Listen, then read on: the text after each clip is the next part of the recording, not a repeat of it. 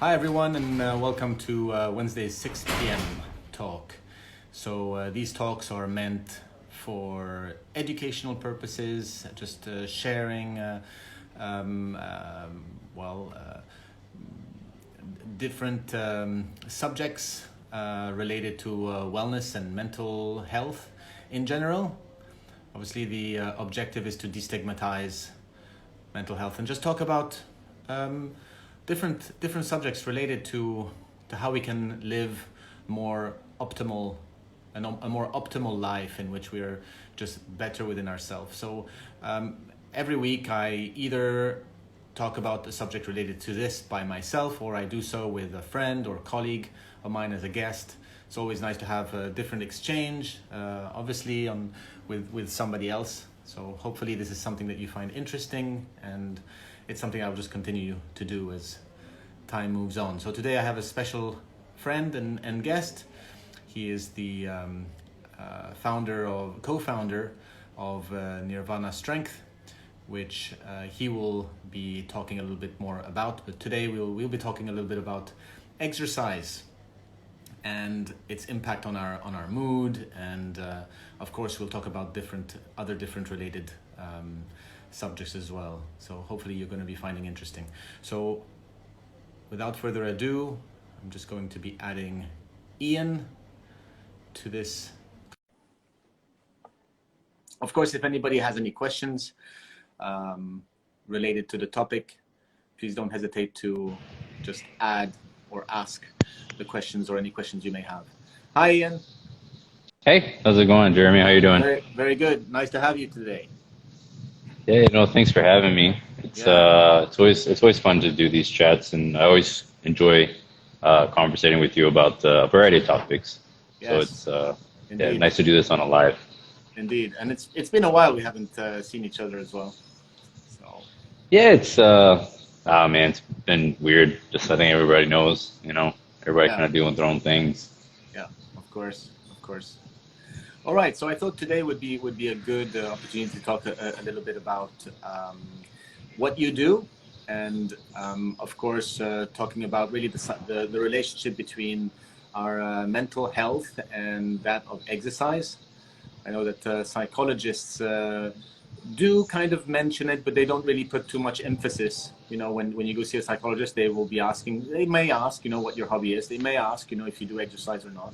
Sure. Um, and of course, it's something that we have mounting evidence, mounting research that really shows the benefits of exercise. Of course, if we don't take Mm. that to another level, to excess, of course, there's another group of people that might be affected with when we enter into over exercising, which is another topic in itself. But perhaps you could just start. Maybe you can share a little bit about yourself and also what it is that you do. Yeah, sounds good. So, I've been in the industry now for probably over 15 years or so. I come from America. It's a very big sports background, played sports my whole life.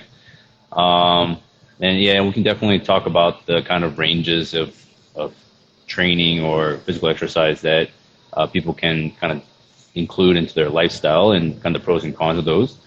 I've gone through a big transformation in like how I perceive like fitness and where the average person should probably really spend most of their time on with regards to like longevity and overall wellness. Playing American football, it's all about bigger, stronger, faster. The performance aspect of it is very short term, and we kind of almost sacrifice our long term health to get fast results. Hmm. And you see it a lot in the sports industry quite a bit. Yes. My gym here in Nirvana Strength, the focus is on performance training, but we have a high level emphasis on injury prevention and on joint health, Hmm. Which and isn't uh, and really that the goes case into for everything. which isn't really the case for I guess the philosophy of many other kind of gyms people often attend.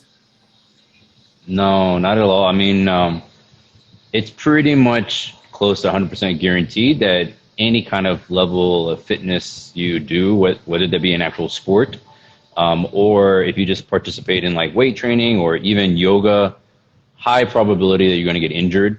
Hmm. There's not really a lot of emphasis on at least to the degree that it should, on technique and knowing the body really well. And also a lot of it's not even emphasizing on how to teach the individual to be more aware of their movements. So we do see a lot of injuries, and that's kind of where we position ourselves, is that we help prevent injuries, we help rehabilitate clients, and we do this by, again, focusing on joint health, because it's a very common thing in America right now where people are getting knee replacements, people are getting hip replacements, and it's so common that it's now kind of become a normal, which is quite odd, that to get a hip replacement is seen as something that I'm just going to do because my parents did. And it kind of goes into other aspects of the idea of like limiting beliefs and pre-existing perceptions of how we should be living our lives. Yes. And definitely we can talk more about it. And for sure, you know, I highly appreciate the things that you do, because there's such a high degree of mental side to all of this, that even the idea of like over-exercising, actually a lot of it comes from this this inherent fear that if they stop exercising, that they're going to see they're going to see a negative result from stopping exercise. So yeah, even the whole fear component is really prevalent in the fitness industry. Of course, people are actually going to be exercising for different reasons. You know, so sometimes a lot of the time they're not necessarily consciously aware of what that reason is. You know, some people might actually exercise because it makes them feel better, which obviously that's the positive side of exercising, right? Sure. But sometimes some people are actually going to be doing it to run away from certain emotions that they don't want to be experiencing.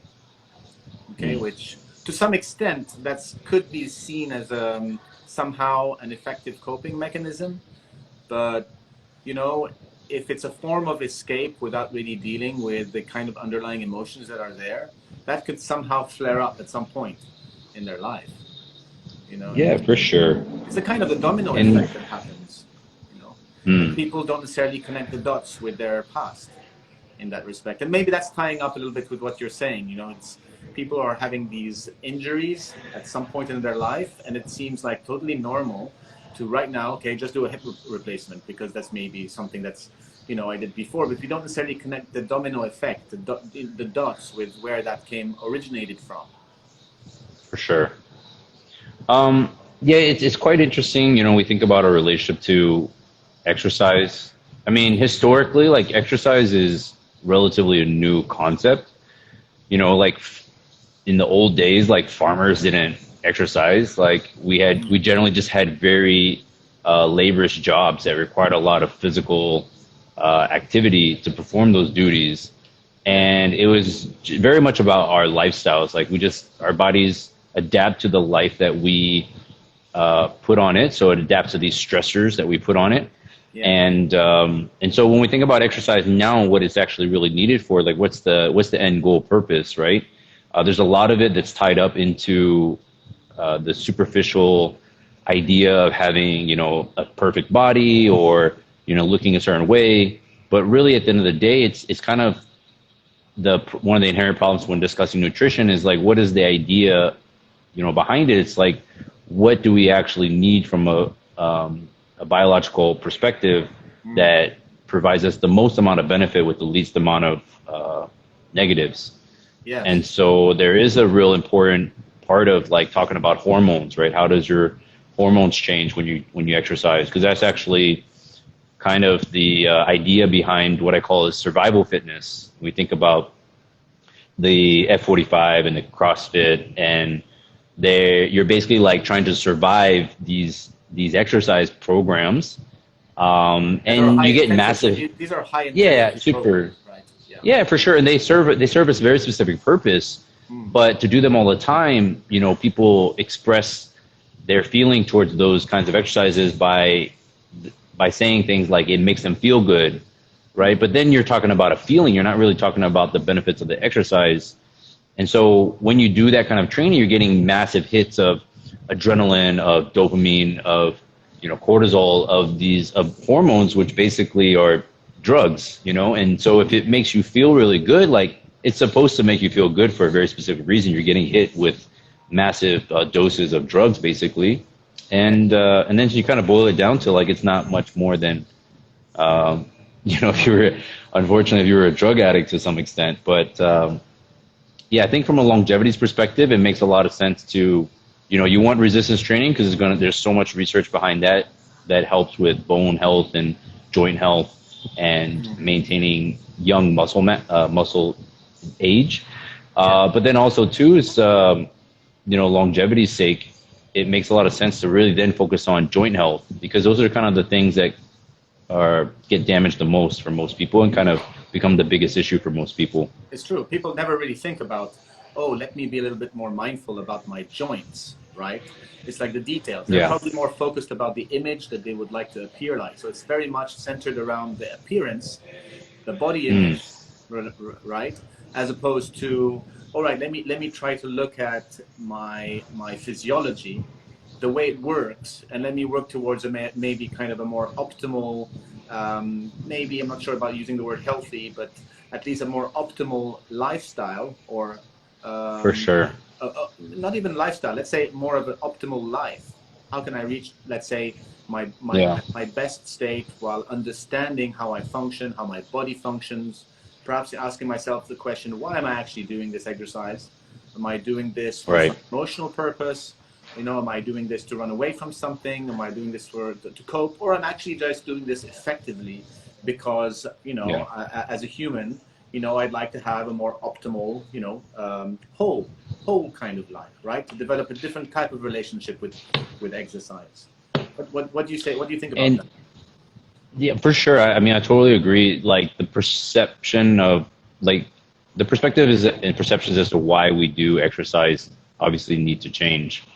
And so to keep in mind, like when I'm talking about joint health, it's not specifically just like your skeletal system. It's not just the bones, but it's very much everything that's kind of attached to it. So you're also going to be talking about your muscles, your ligaments, and all of this is in relationship to, like, when we think about the idea of performance, there's no one standard in which everybody's going to fit, right? So like, what is performance in relationship to each individual? What does each individual need to accomplish within their daily lifestyle, their daily tasks, and with the chosen activities they decided on for their life? So, a basketball player needs something very different than a sprinter. But if you're not into sports at all or any, major physical activity, there's still a certain level of exercise that's needed to maintain your body for the long term. Yeah. And again, just going back to, so we go back to even talking about connective tissue and the tendons and just general muscle health. So, there's a basic standard in place in America with the American Heart Association where it's like, I don't know, 3 times a week of 30 minutes of walking or something along those lines. And most of the recommendations are really based around the idea of cardiovascular health, which is great and all. But, anyone that's seen like older individuals around like 80 or 90 and you see like what is their actual capacity to move freely is very much limited, even if they are cardiovascularly healthy. And you're being restricted to move is actually one of the biggest problems that most people have, not just their cardiovascular health. So how do you deal with both of that? A lot of it really boils down to some basic principles of rehabilitation that's used with physical therapists. It's like, how do we continue to increase your range of motion? So maintaining a great deal of range of motion within obviously your lifestyle and activity choices. But then also, how do we maintain a higher level of strength through that entire range of motion in your training? And there's definitely much better ways to go about that. Yeah. So really, it's about the way a person exercises. I mean, we do know for sure that having some degree of exercise is really important for our general well-being. But I guess that must probably be defined a bit more clearly and personalized, perhaps, to looking at each person's case, separately in that sense. So in terms of like a person who doesn't exercise at all, is probably more at risk of experiencing maybe a lesser quality of life. Would you say? For sure. I mean, No, a sedentary again, I person, a person mean, who doesn't really move at all, yeah, you know? for sure. I mean, everything is an accumulation of effects, right? So, maybe your current lifestyle, at the age of like 20, and you're still super young. You have a high capacity to adapt to the lifestyle. You haven't put many miles on your body yet. You haven't done much damage yet. It's maybe not that big of an issue at this point in time, but unfortunately, like we're not going to beat time, and there's always going to be an ending to our lives at some point. And so, as you get older and as the accumulation of your actions in your life continue to add up, then you'll start seeing a lot of restriction in your movement. So, quality of life is really what we're looking for at the end of the day with regards to exercise. So what would be for most people don't exercise at all, right? Most people don't do anything. The fitness industry only really caters towards like 20% of the entire world population. Wow. It's quite low. Yeah. So what would be the basic minimum standards in which we would want to set that would benefit everybody? And I really think it boils down to like joint health and to working on your muscles, tendons, ligaments, in a very much in a rehabilitative way, but in a proactive way. So using this term prehabilitation. So working on what is rehabilitation?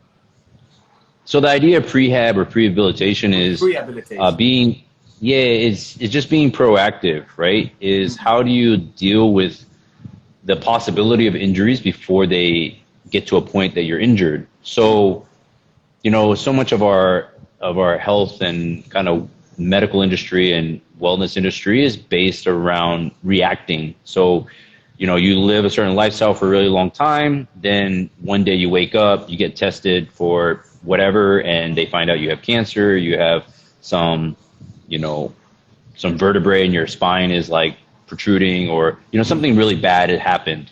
Yeah. And, it's not like one day you just suddenly got cancer. Like, it doesn't really work like that. Usually it's an accumulation of some really bad stressors over your lifetime. And then eventually there was a tipping or breaking point that eventually led towards you getting cancer. And again, there's no set standard because everybody can handle stress to different capacities. Yes. The amount of stress that I can handle is very different than the amount of stress that you can handle. And it's not even like, it could be environmental stressors or food stress or your stress with people around you. All these things have an impact on the body.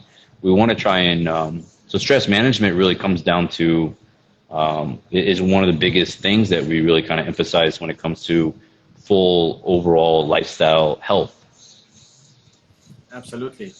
This is really the key thing. It's really, I guess maybe the first part is about education, right? Is about for sure understanding, how the body works, at least at the basic level, and what it would require to improve and one's quality of life in a sustainable way. I guess the word here is sustainable. Is what I'm doing right now sustainable over time? And I guess a lot of people don't really think about that until they actually get to some kind of a crisis, or like you say, like some kind of an injury or something like that. And then starts the discovery of this entire information, as opposed to it being the other way around. No, for sure. And it's not, you can see it in the medical industry, You see that all we do is spend a lot of our time dealing with symptoms and giving short, quick answers through pills to fix problems. And I mean, as much as I do when it comes to like anything with regard to mental health, like there's some things for sure that, you can use medication, you can use supplements, you can use some of these kind of artificial things to kind of help. Ideally, it's there to help facilitate a process, but not to be used as something that you're solely dependent on for the rest of your life. It and I think it also boils down to like what people's perceptions are with regards to, let's say, mental health or you know, their relationship with supplements and their relationship with like medications. You know, we find that we get addicted to these things because it's just easier. I Yes. think is part of the thing. We don't actually want to deal with the actual problems. Yes.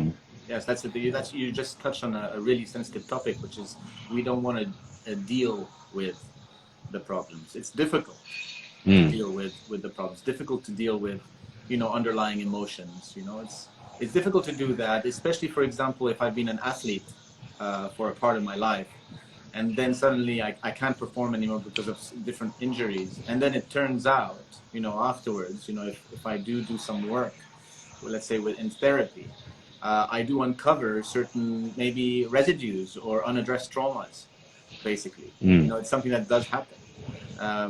And of course, it's always kind of the aftermath that we discover these things, you know. For sure. So yeah, and then obviously we know that you know, a lot of people who are suffering from depression, a lot of people who are suffering from all kinds of other ailments, such as, you know, even diabetes.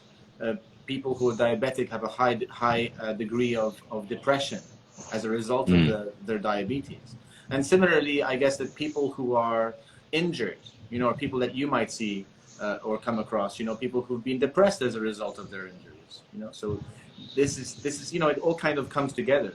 But we know that people, for example, with diabetes who are suffering from depression, or people who don't necessarily have diabetes, and people who are just, you know, clinically depressed, or who suffer from chronic forms of depression, and there's lots of studies to show this, a group of people who've been doing exercise and other people who haven't been doing exercise, we know that there is the effects of people doing exercise who've been depressed actually, in some cases, show improvements that are as good as people who are depressed taking medication or being on antidepressants, you know, and feeling somewhat better. In fact, some people actually, some people with depression who are not on any antidepressants, who are exercising, are actually much better off as well. But again, it's like different. You have some people who are on antidepressants, who do exercise, who have better quality of life as a result of the exercise, compared to people who are on antidepressants, obviously for reasons because their body isn't really, you know, in the capacity to produce what is needed in terms of their mood regulators. So they're on these antidepressants and they exercise, they have an improved quality of life, versus those who are just on antidepressants without any exercise. You know, so obviously we can see that there are clear benefits there. Now, a lot of people. Yeah, go ahead.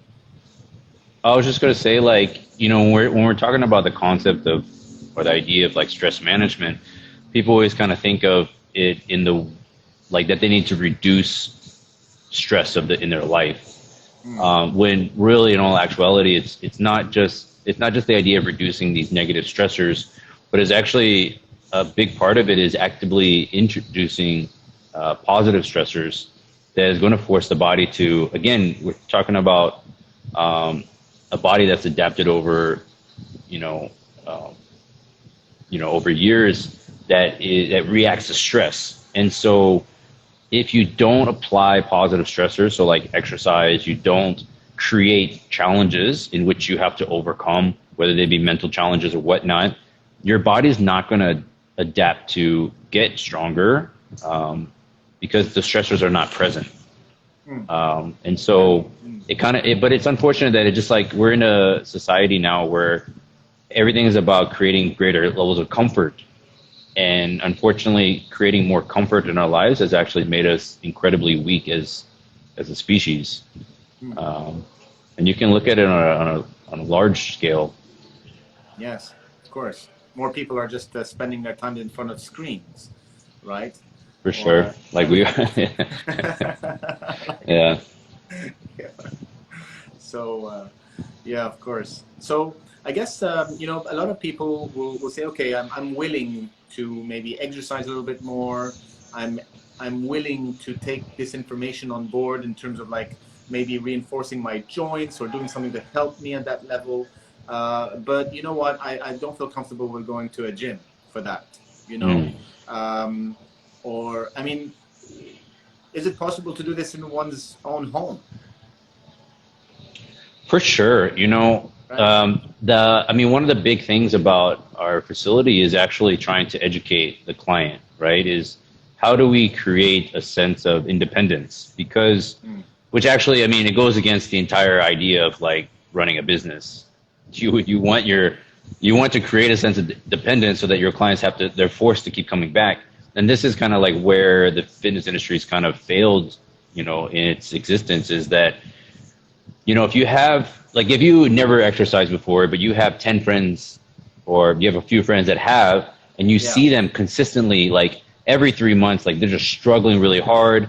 You see their body going up and down. Nothing is consistent. They're never in the same good shape or in the good health throughout their experience. And as a regular person, it's like, why would you then want to put yourself through something that you see that doesn't work, right? And I think that's a big reason why a lot of people don't actually want to get started. We talk about the idea of going into a gym. There's a high level of intimidation that goes into it, and that's a systematic problem with, I think, facilities in general, is that they're generally not very welcoming. You go into a big gym with a bunch of machines, and I mean, honestly, the machines are not incredibly necessary either. You're not really teaching people to learn how to use their bodies in that way. So actually, if you come to my place, like, we don't have a machine besides like one bike machine and one rower, but we don't have the big machines, and that's kind of very disruptive to the fitness industry because they're so expensive. But learning how to actually move your body, I would definitely start, even though with most basic things of learning just the anatomical functions of your body, super simple stuff. You don't need to go into the anatomy really in really fine detail, but just learning some basic movements of the body, and then starting from there would be a good place to go. Do you have like specific movements or specific tips or exercises, something that you just recommend as a basic example, let's say? Yeah, so one of the most basic fundamental exercises that we would do for just shoulder health is something called wall slides, and so all we're doing is just basically raising the arms above the head. And so generally, actually, kind of a general good rule of thumb is whatever you do in your daily lifestyle, you probably need to do the opposite of that, right? So if if you're sitting in a chair a lot, I mean, you really probably should continue to work. Just sitting on the floor is probably one of the best advices I can give. Yeah. Spend time on the floor, right? If you actually just watch a baby just like crawling around the floor, they're basically doing an entire hip mobility routine, like while crawling around, right? Yeah. Be more like the Asians and just sit on the floor, sit in different positions. That's one fantastic lifestyle change. A second one would be actually to spend more time lying on your stomach with maybe your chest propped up. So in yoga, I think they call it like a cobra pose. But really, we spend so much time in spinal flexion. We see a lot of people with back problems, especially lower back problems. We see people with sciatica problems, which is a pain that kind of runs down the leg. A lot of it's just from overflexion and a really weak, overly contracted like posterior chain. So spending time lying on your stomach is also another nice tip. For the shoulders, just spend more time raising your arms above your head. And so the wall slides, basically all you need is just a wall. You just put your back on it. You try to push the mid back, so where the bottom of your rib cage is, onto the wall. So you kind of create a flat back here. And then from here, all you're doing is going from this kind of like W position and reaching for the wall behind you. And then all you're doing is just raising your arms up over your head. And while you do this, you just continue to try to stay flat on the wall the entire time. And then the arms, if you do this, the arms have to be lifting up, like in a straight kind of fashion. Yeah, because most people generally are very restricted in their overhead flexion. So when they raise the arms above the head, the arm generally comes in front of the body. And so it's really difficult for people to open up their shoulders. And you know, and you can look at people's lifestyle, even their height, right? So, you know, a basic thing to think about is like a short person will typically have better shoulder flexion, so their ability to reach overhead is much better than a tall person. Mm-hmm. And that's just because of lifestyle, right? Like the short person has to reach tall to get to the, I don't know, the cookie jar in the cabinet. Whereas a tall person basically just reaches here. And this is the extent of their shoulder mobility, right? Or their movement in their shoulder is just grabbing in front of them. So lifestyle is a very big indicator of overall well-being and health for sure. Of course. Yeah.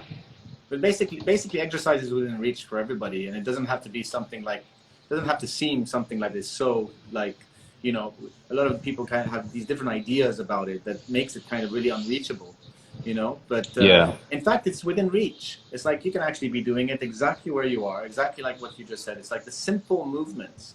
It's simple movements that we take for granted. That actually is, if you do that just a few times, try and doing it at least 2 times. You know, just the simple exercise you just did. Some of us will find it really difficult to do, but at least that's teaching us to become suddenly more mindful, you know, and kind of rethinking the way our bodies function and taking it to a level where we're actually assisting it, helping it, and indirectly we're also helping ourselves, we're helping our state of mind, we're helping our mood also in the process. Now, there's so many advantages, you know, of doing so. And yet, of course, we're not talking about people who are over-exercisers. You know, that's something that's quite common, for example, with people who are struggling with eating disorders, or more particularly anorexias. You will have a lot of people who are going to be engaging in over-exercising as a compensation, you know, for more core underlying issues there. But there are more mindful, more helpful ways of actually doing this. That's sustainable, and you know, improves on one's quality of life, like you said. Sure. And I think if you're going to look for a trainer, you know, there's some basic things that you can look for. One is, you know, are they actually doing what they are promoting? Do they have a history of providing good results? And then, you know, the good results is also, you need to think about what are the negative results that they've also produced. Because if they only have 1 in 10 of their clients are successful, that's not really good, right? 1 in 10. You know, I don't know. It's not. If maybe they will even admit it. Maybe they might not admit it. Well, they won't, right? If you look on Instagram, like it's very easy to delete negative comments. And, you know, you could have 100,000 followers, but maybe you have 1 million people that you really messed up. And so that's not a good ratio. You know, is their thinking logical? Is it reasoned thought? I think those are really good for sure. And then also, again, you're focusing on increasing your range of motion, and so you're working on strengthening throughout that range. So this works into flexibility is a big part of that as well. And there's some amazing trainers and coaches out there that will help you with all these things. And honestly, if they're actually really into your true like health and wellness and your longevity, they will really focus on educating you and helping you learn the movements properly, not just putting you through a routine just for the routine's sake. What do you do in your experience if you have somebody who ends up coming who's very impatient, very pushy, saying I want these results very quickly? What do you do in such cases? Because you have a lot of people like that, you know, who look for these what I call like the microwave solution, you know. Sure. I mean, we used to get quite a few clients that would, you know, come off the street and right away they'd be like, if I train with you, what kind of results can I get in 2 months? Honestly, you can't answer that question, right? Like, I don't know anything about that person other than, you know, maybe they're tall or whatever. So yeah, unfortunately, like if you have a really good trainer, they will actually tell you, you know, it depends, or, you know, I don't know, because there's just not enough information, right? Like at the end of the day, like context matters. Anybody that's going to promise you like a certain kind of results in a short period of time without knowing anything about you that's a massive red flag. You should probably just get out of there right away. I guess that's the message. And so, yeah, and so, sure. And as someone looking for a trainer, like you can actually use that as a question to kind of filter out what trainers you want to work with. Because if you ask them like, hey, what kind of results can I get in 3 months if I train with you? And they just start telling you all the things that you're going to get without actually knowing anything about you, it's probably a good indicator you probably should not work with them. But me personally, I'll tell them this, and whether they want to, listen to me or not, that's kind of up to them. But again, we've positioned ourselves in a place where at some point, if you don't train with injury prevention in mind, that you're going to get hurt, and eventually you'll be one of my clients, whether you really want to or not. And so especially everybody has kind of happens to be living in Bali, they will definitely be one of your clients. I mean, that's the kind of idea. I mean, you can be incredibly hard-headed at some point, but everybody has a pain point, and unfortunately there are people that play on this. They will use people's their pain points to force a really bad program on them, or say that they're going to cure whatever problems they have through some special techniques or whatnot. And that's not what we do, right? Like we just have an emphasis on injury prevention, and if you do get injured, like we can also help with that. But it's going to take hard work. Like it's not going to be quick results.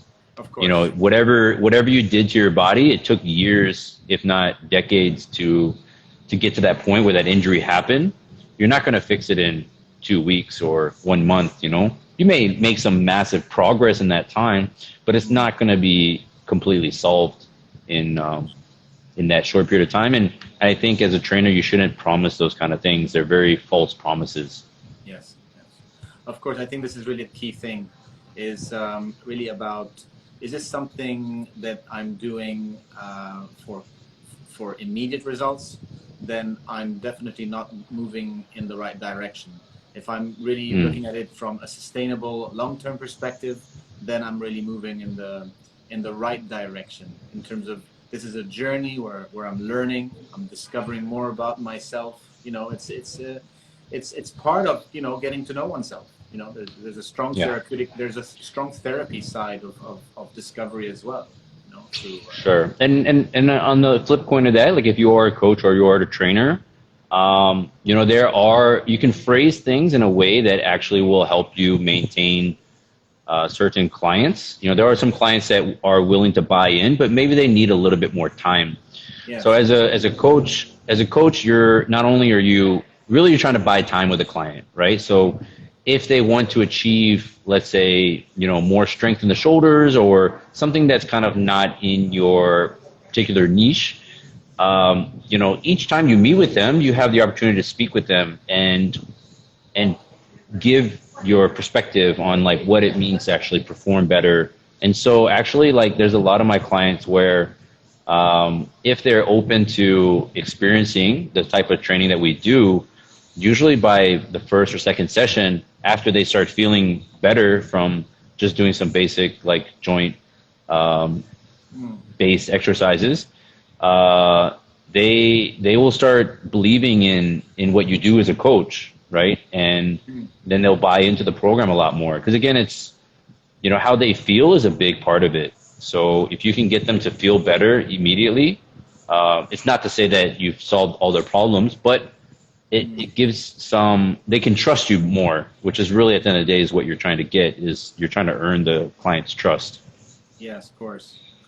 So I discovered, I would say about a bit more than a year, nearly 2 years ago, actually, the body practice called calisthenics, which a lot of people are not familiar with, but basically it's just really about learning to get to know your body. And it's all about prevention, all about getting to work on the different joints, and to learn how to train your body in a most efficient way possible, while being really mindful at the same time. and without necessarily using any machines at all. It's just about all your core, your body, and doing that way. That, I mean, this is something. What do you? I mean, what would you say about this? For sure. I mean, most of the things that we need to live a better life are actually quite cheap. Simple. Yeah, quite cheap and quite simple, you know, like people want to spend so much money on supplements or so much money on big machines. And honestly, like if you just spent a little bit of money on educating yourself, you'd probably be significantly healthier than the majority of the population, and you wouldn't be spending a bunch of money on a bunch of junk, you know? It's incredibly, like I still, even as a coach, like I still get coaches. Like I still pay for them to help me with my programming. I still pay for them to give me feedback. I still help, you know, want their observational feedback on how I'm moving. I think the education is by far one of the things that you should be investing in more so than investing in a bunch of gadgets or machines. Correct. Yeah, so learning more about yourself is at the forefront for sure. Yeah, for sure. Okay, so Ian, I'm sure we can talk more and more. You know, I think there's a lot more aspects to this that you know, we can go on for a long time. For sure. Okay, but basically for another time we'll talk about other subjects as well. You know, there's other different group populations also who are, you know, it's not easy for them, like you were mentioning. You know, it's not necessarily easy to make such a step, and you know, that's maybe another group of people, you know, who probably might relate to that, and that could be a subject for another time. Sure. Okay, so Ian, thanks a lot for joining this talk today, and every week I host somebody new on a different subject related that's going to affect on, you know, that can help to improve our quality of life and our wellness and well-being and mental health in general.